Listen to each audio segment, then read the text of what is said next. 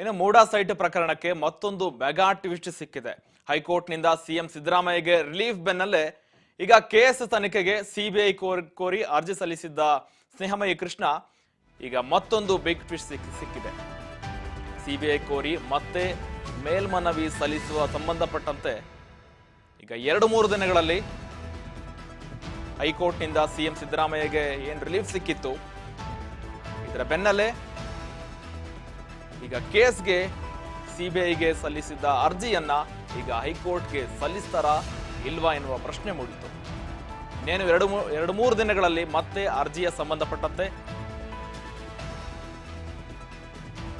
ಸ್ನೇಹಮಯಿ ಕೃಷ್ಣ ಈ ಹಗರಣದ ತನಿಖೆಯನ್ನ ಸಿಬಿಐಗೆ ನೀಡಬೇಕಂತ ದೂರು ಕೂಡ ಸಲ್ಲಿಕೆ ಮಾಡಿದ್ರು. ಇದು ಧಾರವಾಡದ ಹೈಕೋರ್ಟ್ ಪೀಠದಲ್ಲಿ ಕೂಡ ಈಗ ಸಿದ್ದರಾಮಯ್ಯಗೆ ರಿಲೀಫ್ ಸಿಕ್ಕಿತ್ತು. ಇದರಿಂದ ಈಗ ಮೂಡಾ ಸೈಟ್ ಪ್ರಕರಣವನ್ನ ಸಿಬಿಐಗೆ ಕೊಡಬೇಕು ಅಂತ ಅರ್ಜಿ ಸಲ್ಲಿಸಿದ್ರು. ಇದನ್ನ ಈಗ ಹೈಕೋರ್ಟ್ ಈಗ ರಿಲೀಫ್ ಬೆನ್ನಲ್ಲೇ ಸಿಬಿಐಗೆ ಕೊಡೋ ಅರ್ಜಿಯನ್ನ ಈಗ ಸುಪ್ರೀಂ ಕೋರ್ಟ್ಗೆ ಸಲ್ಲಿಕೆ ಮಾಡ್ತಾರಾ ಅನ್ನುವ ಪ್ರಶ್ನೆ ಇತ್ತು.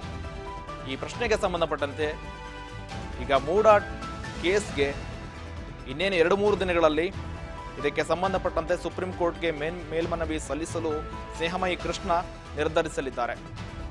ಈ ಹಗರಣಕ್ಕೆ ಸಂಬಂಧಪಟ್ಟಂತೆ ಎಲ್ಲ ಸಾಕ್ಷ್ಯಾಧಾರಗಳನ್ನ ತಾವು ಪರಿಶೀಲಿಸಿ ಇನ್ನೇನು 2-3 ದಿನಗಳಲ್ಲಿ ನಿರ್ಧಾರ ಕೈಗೊಳ್ತಾರಂತೆ.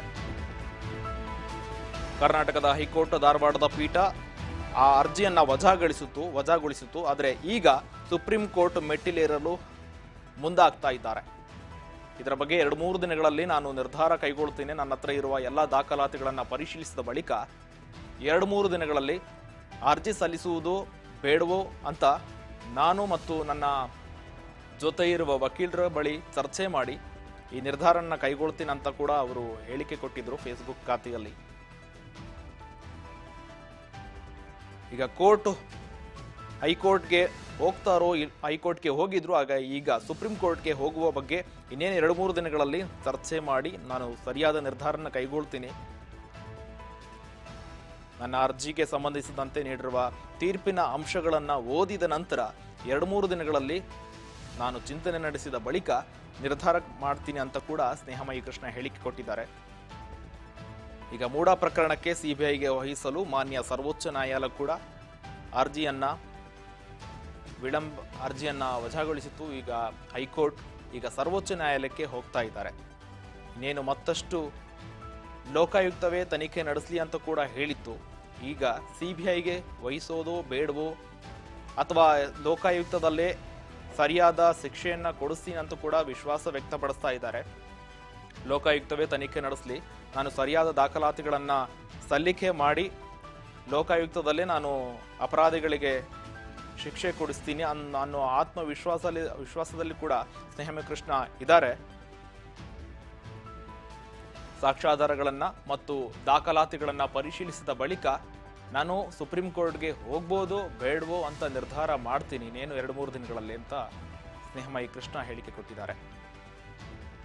ಇದು ಒಂದು ರೀತಿಯಾಗಿ ಸ್ನೇಹಮಯಿ ಕೃಷ್ಣ ಸುಪ್ರೀಂ ಕೋರ್ಟ್ಗೆ ಹೋಗೋದೋ ಬೇಡವೋ ಅನ್ನೋ ಗೊಂದಲದಲ್ಲಿದ್ದಾರೆ. ಸಾಕಾಯ್ತಾ ಹಾಗಾದ್ರೆ ಸ್ನೇಹಮಯಿ ಕೃಷ್ಣಗೆ ಹೋರಾಟ ಅನ್ನುವ ಪ್ರಶ್ನೆ ಕೂಡ ಮೂಡ್ತಾ ಇದೆ. ಸುಸ್ತಾಗ್ಬಿಟ್ರಾ, ಈಗ ಸುಪ್ರೀಂ ಕೋರ್ಟ್ಗೆ ಹೋಗ್ತಾರೋ ಇಲ್ವೋ ಅನ್ನೋ ಡೌಟ್ನಲ್ಲಿ ಅವರೇ ಇದ್ದಾರೆ. ಈಗ ಲೋಕಾಯುಕ್ತದಲ್ಲೇ ಅವರಿಗೆ ಶಿಕ್ಷೆ ಕೊಡಿಸ್ತಾರೋ, ಒಂದ್ ಕಡೆ ಲೋಕಾಯುಕ್ತದಲ್ಲಿ ಸಿಎಂ ಅವರ ಪ್ರಭಾವ ಇದೆ ಅಂತ ಕೂಡ ಹೇಳ್ತಾ ಇದ್ದಾರೆ. ಈಗ ಸಿಎಂ ಅವರ ಪ್ರಭಾವವನ್ನ ಬಳಸಿ ಲೋಕಾಯುಕ್ತದಲ್ಲಿ ವರದಿ ಸಲ್ಲಿಕೆ ಮಾಡ್ತಾರ. ಹಾಗಾದ್ರೆ ಏನಾಗುತ್ತೆ ಅಂತ ಇನ್ನೇನು 2-3 ದಿನಗಳಲ್ಲಿ ಆದಷ್ಟೇ ನೋಡಬೇಕಾಗುತ್ತೆ ಸ್ನೇಹಮಯಿ ಕೃಷ್ಣ ಅವರು ಯಾವ ನಿರ್ಧಾರ ತೆಗೆದುಕೊಳ್ತಾರ ಅಂತ.